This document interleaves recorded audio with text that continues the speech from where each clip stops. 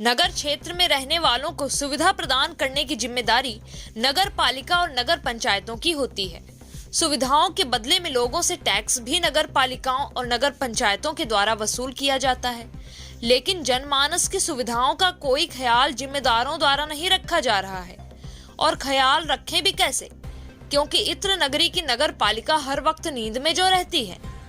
आम जनमानस की सुविधाओं की बात तो छोड़िए जनाब, यहाँ की नगर पालिका को अपनी ही जगहों पर होने वाले क्रियाकलापों की भी जानकारी तक नहीं होती है। कहीं नगर पालिका की जमीनों पर अवैध कब्जे हो रहे हैं, तो कहीं किसी विभाग की तरफ से बिना अनुमति के ही नगर पालिका की सड़कों को खोद दिया जाता है। सड़कों को खोदने के बाद कार्यदायी संस्था द्वारा कागजों में भले ही सड़क निर्माण करवा दिए जाते हों, लेकिन हकीकत में ऐसा कुछ नजर नहीं आता।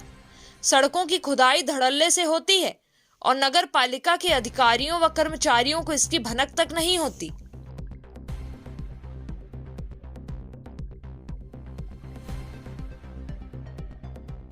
जी हाँ, हम बात कर रहे हैं इत्र नगरी के गोल कुआं चौराहे के पास से नसरापुर ठकुरन के लिए गई रोड के आसपास की बस्ती की।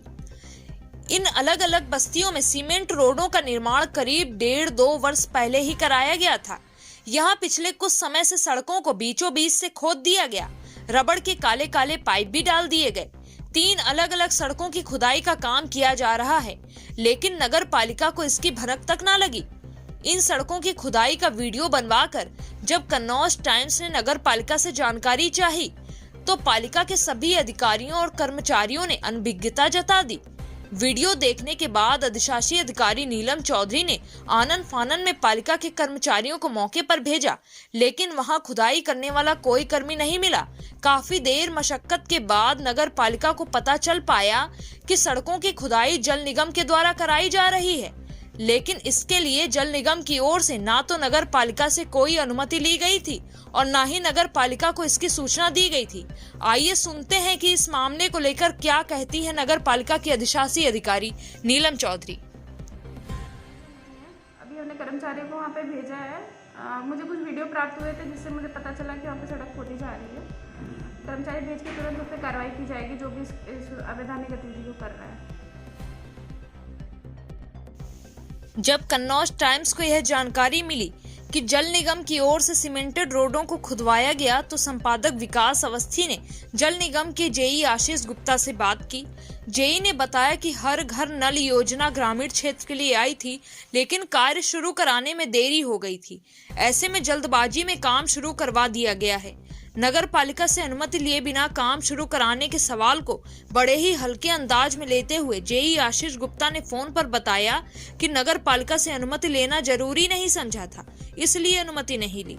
लेकिन उन्होंने यह भी माना कि नगर पालिका को सूचना देने के बाद ही उन्हें सड़क खुदवानी चाहिए थी।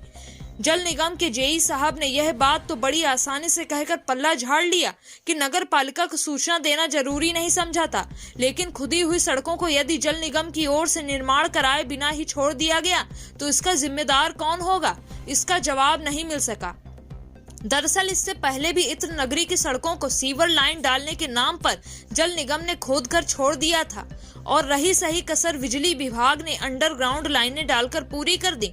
दोनों ही विभागों के कार्य कराने के बाद कार्यदायी संस्थाओं की ओर से सड़कों का निर्माण नहीं कराया गया था, जिसका दंश लंबे समय तक नगरवासी झेलते आए।